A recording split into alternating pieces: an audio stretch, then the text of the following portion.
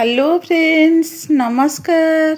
जय जगन्नाथ। मु जुली आपण मन को स्वागत करुछि जुलीना किचन को। चलतु मु आज बनई भोजी स्टाइल आंबुल खटा।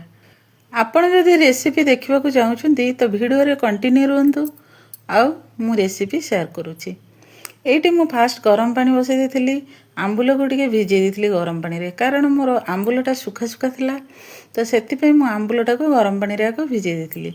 एटी मु 2 चम्मच सोरिष, 1 चम्मच जीरा और 4टा कंचा लंका आउ नड़िया कोरा आको मु फाइन पेस्ट करी ग्राइंडिंग करछि।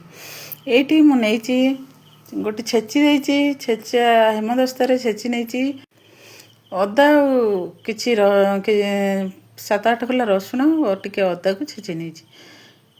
एडी मु फ्राई पैन बसई तेल देइतिली, फुटण पके देइतिली, तापरे से मसला को देकी मु कसी देइतिली। सोरिष मसलाटा टिके बेसी कषा हेनी, बेसी कषिले पिता लगे, अल्प कषि पानी दे देइतिली कहीं सोरिष मसलाटा टिके सिझिबार अछि। सोरिषटा टिके सिझिगले ता सोरिषिया स्मेलटा पळेबो, तो सेति मु टिके पानी देइतिली आ भिजई रखिथिबा आंबुल को पके देइतिली आउ मु कवर करी एठी छाडी देइतिली सिझिया पई। एठी मसला भी सिझिजिवो आउ प्लस आंबुल भी सिझिजिवो, दीटा जाक सिझिजिवो।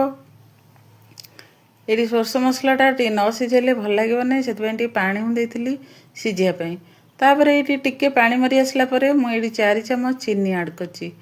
आपण कम बेसी करि परिबे, आपण हिसाब रे जेमति मिठा खाइबे सेहि हिसाब रे करिवे।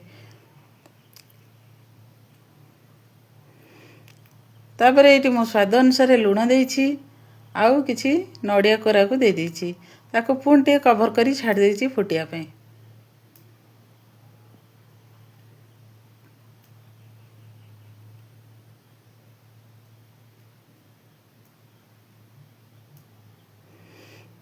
तापरे गैस रो फ्लेम को लो करिवे, बिल्कुल भी हाई फ्लेम रे दही ऐड करिवे नहीं, कारण दहीटा छिंडी जीवो, बिंडा बिंडा होगी छेना छेना हो जीवो।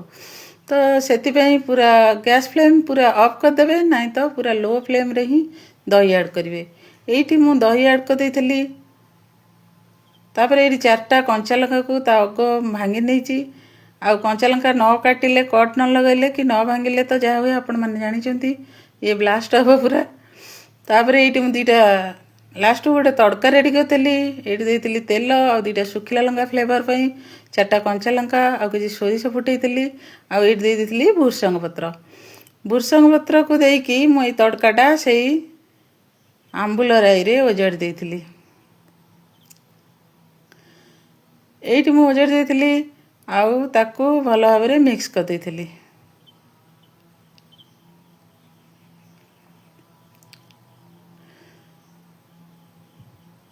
तापरे एठी मु ऊपर किछि नड़िया कोरा रखितिली, ताको मु दे देइछि।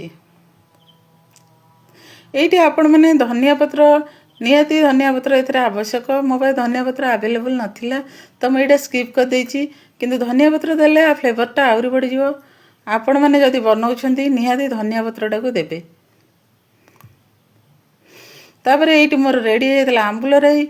ये तो आंबुल राई एटी रेडी हेतला आंबुल खट्टा आ यार फ्लेवर कौन कहबी, पूरा मिंजास खुश वाला ये पूरा रेसिपी आपण बनै खाइले जानि परिबे केते स्वादिष्ट, केते बढ़िया लागिवो। एटा बहुत भल स्वादिष्ट रेसिपी।